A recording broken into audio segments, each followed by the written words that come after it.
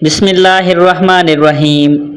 فرمان محمد صلی اللہ علیہ وآلہ وسلم، لمبی زندگی کا راز یہ ایک کلمہ ہے۔ یہ کلمہ پڑھنے والا سال تک بیمار نہیں ہوگا۔ اگر کوئی بیمار ہے تو یہ کلمہ پڑھ لے، صحت یاب ہوگا۔ محترم ناظرین، اگر آپ یہ ایک کلمہ سچے دل سے پڑھ لیں تو انشاءاللہ زندگی بھر کوئی بیماری قریب بھی نہیں آئے گی، چاہے وہ کوئی خطرناک مرض ہو، چاہے لا علاج ہو، چاہے وہ کینسر ہو، شوگر ہو یا بلڈ پریشر ہو یا کوئی بھی بیماری کیوں نہ ہو۔ رسول پاک صلی اللہ علیہ وآلہ وسلم کے بتائے ہوئے اس کلمہ میں اتنی برکت ہے کہ اللہ تعالیٰ کی رحمت سے جسم سے ہر بیماری کو نکال کر انسان کو مکمل صحت و تندرستی عطا کر دی جاتی ہے، اور پھر موت تک کوئی بیماری قریب بھی نہیں آتی۔ یہ تسبیح پڑھنے والا سال تک بیمار نہیں ہوگا۔ اگر کوئی بیمار ہو تو یہ تسبیح پڑھ لو، صحت یاب ہو جاؤ گے انشاءاللہ۔ محترم ناظرین، کسی بھی نماز کے بعد صرف ایک کلمہ پڑھ لینا اور اللہ کی بارگاہ میں یقین کے ساتھ دعا مانگنا، انشاءاللہ آپ کی زندگی میں کوئی بھی سخت سے سخت بیماری ہو وہ بھی ختم ہو جائے گی۔ اس کلمہ کی تاثیر اس قدر زبردست ہے کہ انسان حیران رہ جاتا ہے کہ اتنے چھوٹے الفاظ میں اتنی بڑی تاثیر کیسے ممکن ہے۔ یہ کلمات بہت طاقتور ہیں، ان کو اپنی زندگی میں ایک بار ضرور پڑھ لیں تاکہ آپ پر اللہ تعالیٰ کی رحمت نازل ہو جائے اور جسم سے ہر قسم کی بیماری کا خاتمہ ہو جائے۔ یہ کلمات انسان کو نہ صرف بیماریوں سے محفوظ رکھتے ہیں بلکہ دل کو سکون عطا کرتے ہیں اور روح کو تازگی بخشتے ہیں۔ ان کلمات کو پڑھنے والا اللہ تعالیٰ کی شفا کا حقدار بن جاتا ہے، اور وہ بیماری جو انسان کو برسوں سے تنگ کر رہی ہوتی ہے وہ چند دنوں میں ختم ہو جاتی ہے۔ محترم ناظرین، اللہ تعالیٰ نے اس دنیا کو امتحان کی جگہ بنایا ہے۔ یہاں ہر انسان کسی نہ کسی صورت میں آزمائش سے گزرتا ہے۔ کسی کو مال و دولت دے کر آزمایا جاتا ہے، کسی کو اولاد کے ذریعے، کسی کو خوشحالی سے اور کسی کو بیماری، تنگی یا مصیبت کے ذریعے۔ ایک مومن کا ایمان اسی وقت نمایاں ہوتا ہے جب وہ خوشی میں اللہ تعالیٰ کا شکر ادا کرے اور تکلیف میں صبر اختیار کرے۔ بیماری بھی انہی آزمائشوں میں سے ایک اہم آزمائش ہے، لیکن اسلام ہمیں یہ خوشخبری دیتا ہے کہ اگر بندہ صبر، دعا، توکل اور اللہ کی رضا پر قائم رہے تو یہی بیماری اس کے لیے رحمت، گناہوں کی معافی اور جنت میں بلند درجات کا سبب بن جاتی ہے۔ قرآن مجید میں اللہ تعالیٰ فرماتے ہیں، ترجمہ، اور ہم ضرور تمہیں خوف، بھوک، مال، جانوں اور پھلوں کے نقصان سے آزمائیں گے، اور صبر کرنے والوں کو خوشخبری دے دیجئے۔ اس آیت سے معلوم ہوتا ہے کہ آزمائشیں اللہ تعالیٰ کی سنت ہیں اور بیماری بھی ان میں شامل ہو سکتی ہے۔ ایسے موقع پر اللہ تعالیٰ اپنے بندے کو صبر کی تلقین فرماتا ہے اور صبر کرنے والوں کے لیے عظیم اجر کی بشارت دیتا ہے۔ ایک اور مقام پر اللہ تعالیٰ فرماتے ہیں، ترجمہ، بے شک صبر کرنے والوں کو ان کا اجر بے حساب دیا جائے گا۔ نبی کریم صلی اللہ علیہ وآلہ وسلم نے بیماری کی حقیقت کو نہایت خوبصورت انداز میں بیان فرمایا۔ حضرت ابو سعید خدری رحمۃ اللہ علیہ اور حضرت ابو ہریرہ رضی اللہ تعالی عنہ سے روایت ہے کہ رسول اللہ صلی اللہ علیہ وآلہ وسلم نے فرمایا، مسلمان کو جو بھی تھکاوٹ، بیماری، غم، تکلیف، پریشانی یا کانٹا بھی چبھتا ہے تو اللہ تعالیٰ اس کے ذریعے اس کے گناہ معاف فرما دیتا ہے۔ یہ حدیث ہر بیمار مسلمان کے لیے امید کا پیغام ہے کہ اگر وہ صبر اور اللہ پر بھروسہ رکھے تو اس کی تکلیف رہ گا نہیں جاتی بلکہ اس کے گناہوں کی معافی کا ذریعہ بنتی ہے۔ اسی طرح رسول اللہ صلی اللہ علیہ وآلہ وسلم نے فرمایا، اللہ تعالیٰ جب کسی بندے کے ساتھ بھلائی کا ارادہ فرماتا ہے تو اسے دنیا میں ہی آزمائش میں مبتلا کر دیتا ہے۔ اس حدیث کا مطلب یہ نہیں کہ ہر بیمار شخص اللہ کا محبوب ہی ہوتا ہے یا ہر بیماری ایک ہی وجہ سے آتی ہے، بلکہ یہ آزمائش مومن کے لیے خیر کا ذریعہ بن سکتی ہے اگر وہ اللہ کی طرف رجوع کرے، صبر کرے اور نیک اعمال اختیار کرے۔ حضرت ایوب علیہ السلام کی زندگی بیماری میں صبر کی عظیم مثال ہے۔ وہ طویل عرصے تک شدید بیماری میں مبتلا رہے، لیکن انہوں نے اللہ تعالیٰ سے شکوہ نہیں کیا بلکہ عاجزی کے ساتھ دعا کی۔ ترجمہ، اے میرے رب، مجھے تکلیف پہنچ گئی ہے اور تو سب رحم کرنے والوں سے بڑھ کر رحم کرنے والا ہے۔ اللہ تعالیٰ نے ان کی دعا قبول فرمائی، بیماری دور فرمائی اور انہیں پہلے سے بھی زیادہ نعمتیں عطا فرمائیں۔ اس واقعے سے ہمیں یہ سبق ملتا ہے کہ بیماری میں مایوس ہونے کی بجائے اللہ تعالیٰ سے امید اور دعا کا دامن نہیں چھوڑنا چاہیے۔ اسلام ہمیں یہ بھی سبق دیتا ہے کہ بیماری کی صورت میں علاج کروانا سنت ہے۔ رسول اللہ صلی اللہ علیہ وآلہ وسلم نے فرمایا، علاج کرو کیونکہ اللہ تعالیٰ نے کوئی بیماری ایسی نہیں اتاری مگر اس کے لیے شفا بھی پیدا فرمائی ہے سوائے بوڑھوں کے، لہذا بیماری آنے پر صرف دعا پر یکتا نہیں کرنا بلکہ مستند ڈاکٹر سے علاج بھی کروانا چاہیے، کیونکہ دو اختیار کرنا بھی اللہ تعالیٰ پر توکل کے خلاف نہیں بلکہ اسی کی تعلیمات کا حصہ ہے۔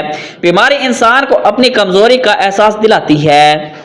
جب انسان صحت مند ہوتا ہے تو کبھی کبھی غفلت کا شکار ہو جاتا ہے، لیکن بیماری اسے اللہ کی طرف متوجہ کرتی ہے۔ وہ دعا کرتا ہے، قرآن کی تلاوت کرتا ہے، استغفار کرتا ہے اور اپنے اعمال کا جائزہ لیتا ہے۔ یوں بیماری اس کی روحانی اصلاح کا ذریعہ بھی بن سکتی ہے۔ ایک مومن کو چاہیے کہ بیماری میں صبر کرے، کثرت سے استغفار کرے، درود پاک پڑھے، قرآن کریم کی تلاوت کرے، مسنون دعاؤں کا اہتمام کرے، صدقہ دے، علاج جاری رکھے اور اللہ تعالیٰ سے کامل یقین کے ساتھ شفا مانگے۔ اگر بیماری لمبی ہو جائے تو بھی مایوس نہ ہو، کیونکہ اللہ تعالیٰ اپنے بندوں پر ان کی اپنی جانوں سے بھی زیادہ مہربان ہے اور وہی بہتر جاننے والا ہے کہ کس کے حق میں کیا بہتر ہے۔ اللہ تعالیٰ سے دعا ہے وہ تمام بیمار مسلمانوں کو کامل، عاجل اور دائمی شفا عطا فرمائے۔ جو لوگ آزمائش میں ہیں انہیں صبر جمیل عطا فرمائے، ہمارے گناہوں کو معاف فرمائے، ہمارے دلوں کو اپنے ذکر سے آباد رکھے، ہمیں ہر حال میں اپنی رضا پر راضی رکھنے کی توفیق عطا فرمائے اور دنیا و آخرت کی ہر بھلائی نصیب فرمائے، آمین یا رب العالمین۔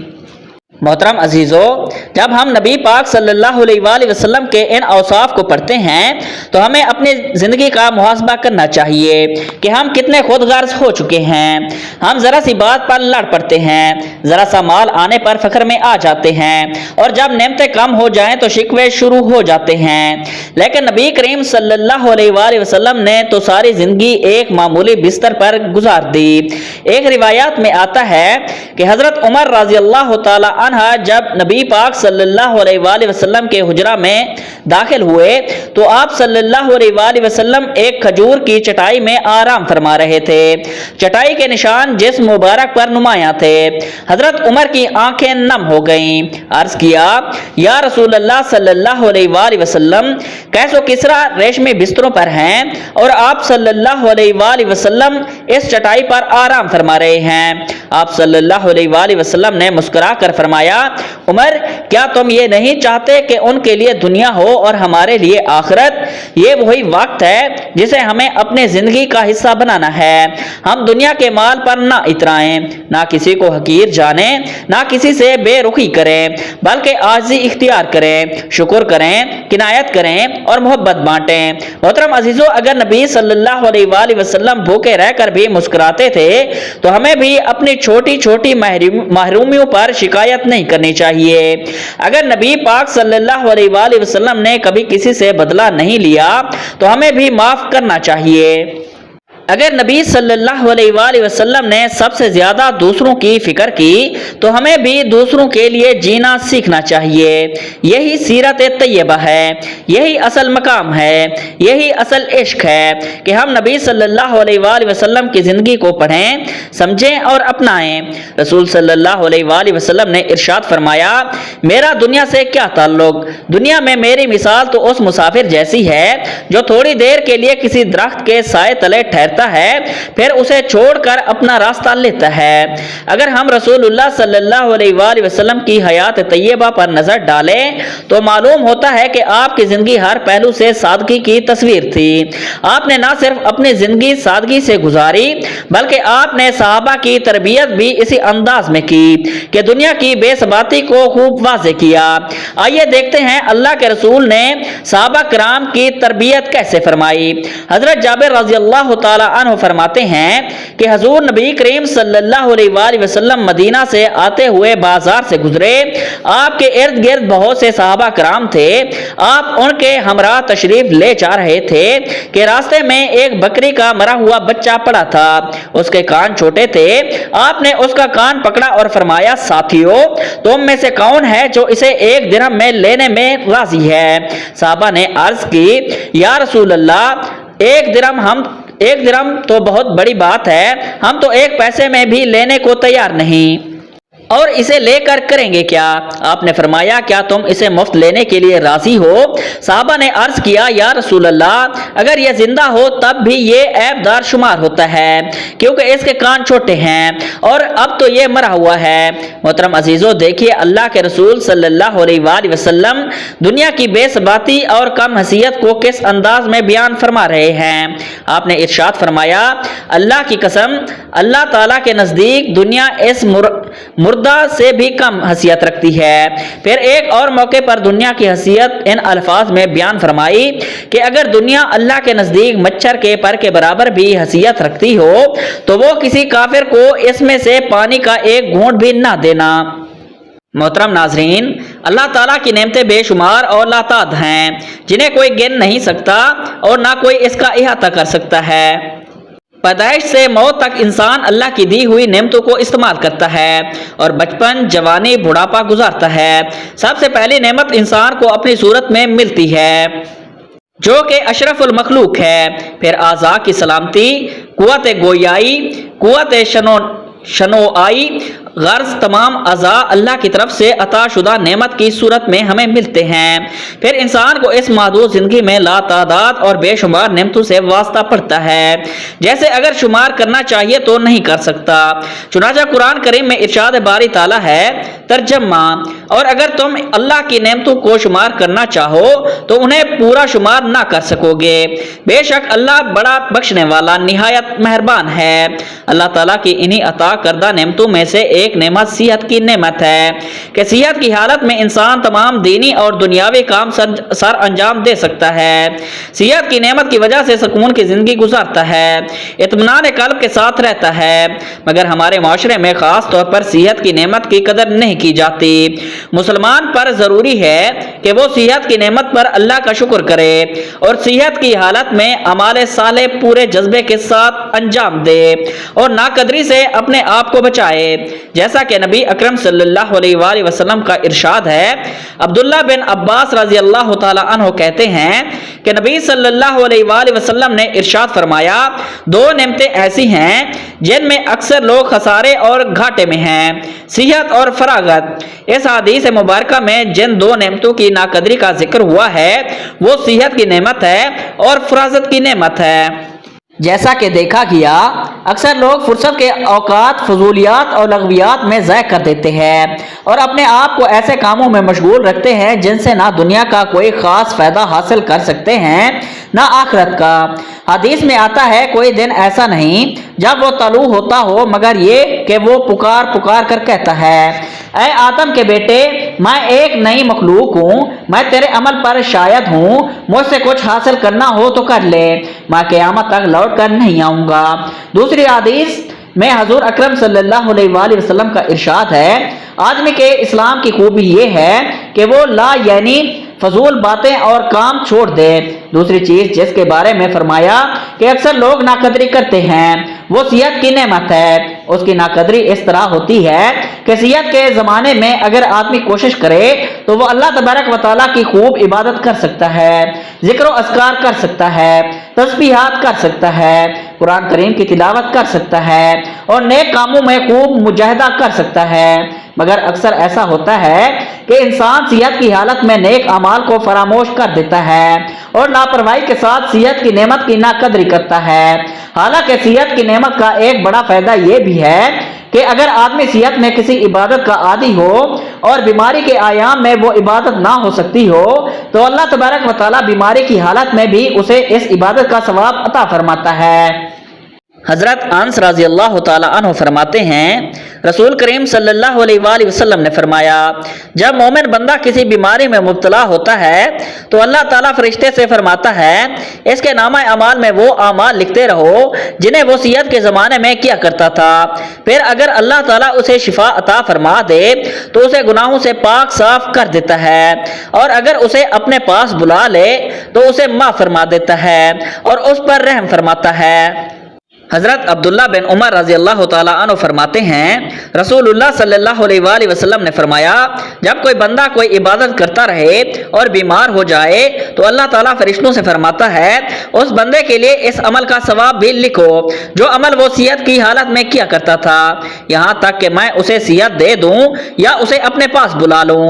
हज़रत शफीक रहमतुल्लाह अलैह फरमाते हैं, हज़रत अब्दुल्ला बिन मसूद रहमतुल्लाह अलैह बीमार थे, हम लोग इयादत के लिए हाजिर हुए तो हजरत इब्ने मसूद रहमतुल्लाह अलैह रोने लगे।